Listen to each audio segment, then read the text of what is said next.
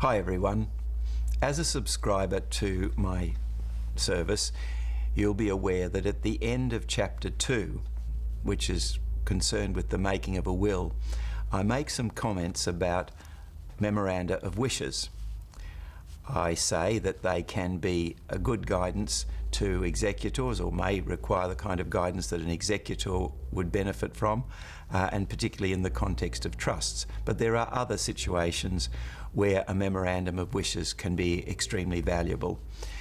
I should also say that a memorandum of wishes is sometimes described as a letter of wishes or a guideline document.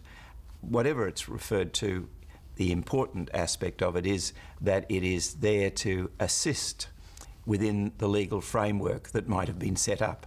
Now, the legal framework I'm talking about is, say, a will, where you'll have an executor appointed, and a guideline to that particular office will be helpful perhaps in the administration of the estate.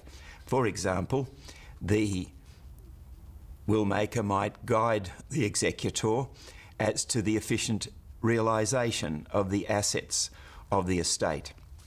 For example, where there's a collection, it might be a piece of an art collection, or a piece of other particularly important special chattel, and there will be the need sometimes for that collection or that chattel to be effectively disposed of.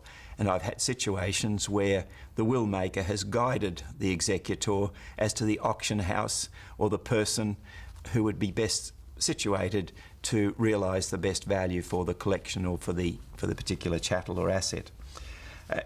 In the context of trusts, for example, the guidance will be provided by the current controller of the trust to the successor trustees. That context often requires that the trustee knows the kind of people within the family group, that is, the beneficiaries who'll be expecting to receive a continuous income, for example, maybe provision for the distribution of certain assets of the trust to particular beneficiaries. There's a whole lot of issues that can be guided by the current controller for the benefit of the future trustee. In all those contexts, those documents generally are considered to be private and confidential, and although Harding & Nominees and Ridge says that they are, particularly in the context of a trust, that they are not a trust record and therefore a beneficiary can't access them, I think it's very prudent to make sure that any of those guidelines documents are headed strictly private and confidential, not to be released or available to anybody unless the person to whom they're directed decides to release them. Just a couple of comments as a guide as to how I think they ought to be handled.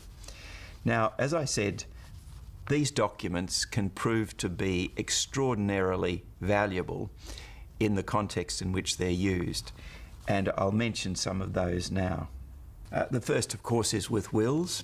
The executors are obviously going to be appointed by a will, but thereafter the administration of the estate is their responsibility.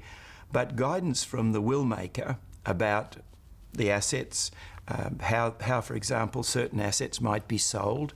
We've often had, for example, collections, and the will maker has provided guidance as to how the collection would best be sold, assuming that it's not going to be left to a particular beneficiary.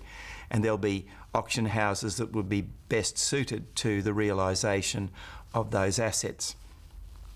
The other area that can often be the case is if, to pay debts, certain assets need to be sold, they will guide the executor as to the order in which the assets would best be disposed of, which would be the last ones to sell, what would be the first assets to be sold.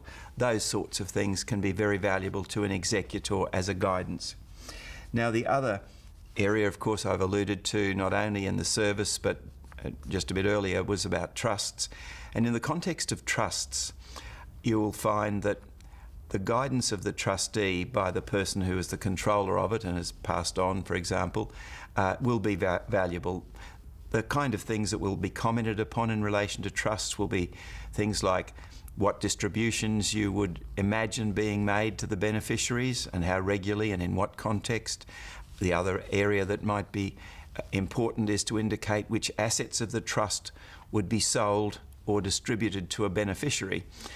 And that sort of thing is usual in the context, for example, of somebody who is setting up a trust under a will, say, to protect a person who's subject to an addiction, whether it's gambling or whether it's substance abuse or whatever.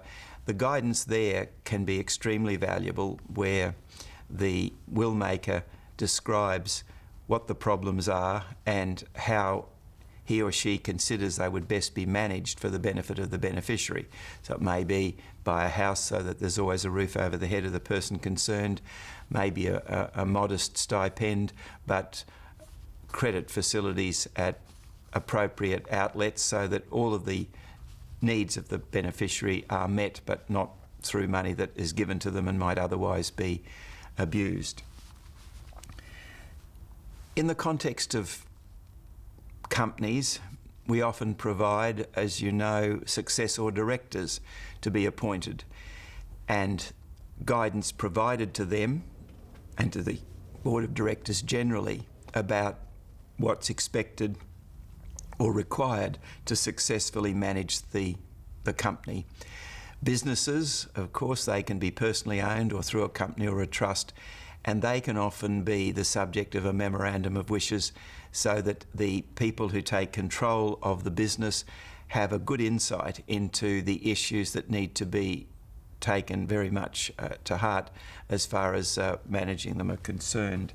So they're helpful there. I had one case, for example, where a business was personally owned and the beneficiary would not have known what to keep of the business and what to sell, and an extremely valuable memorandum was created whereby that guidance was provided, because if part of the business wasn't sold promptly, then it would lose its value because the competitors would take it over. So little things like that can be very helpful. Some of you will be aware that I've produced guidelines for the guardians of infant children, and they can be helpful in assisting a guardian of an infant about the parents' wishes for their welfare, education, development and advancement in life. And I strongly recommend that they be considered whenever we're making a will for beneficiaries who are infants. The other area that I wanted to touch on is enduring attorneys. Unfortunately, we can stay alive a lot longer, but our mental capacities sometimes are challenged later in life. And so enduring attorneys are very much a feature of our estate planning.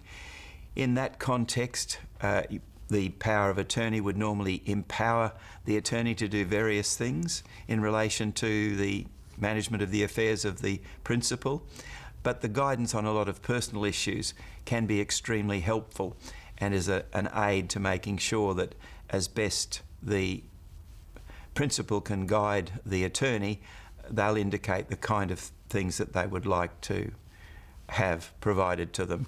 We had one client who particularly had an excellent wine collection, and his view was that even if he didn't have capacity, he still wanted to have a good quality glass of wine each evening for his benefit. He thought his taste buds would be probably the last thing to lose consciousness of. So they're just a few things that I just wanted to touch upon in relation to the various areas. There'll be others, no doubt, but I think they cover the main issues that you might consider a memorandum of wishes to be entered into in respect of them.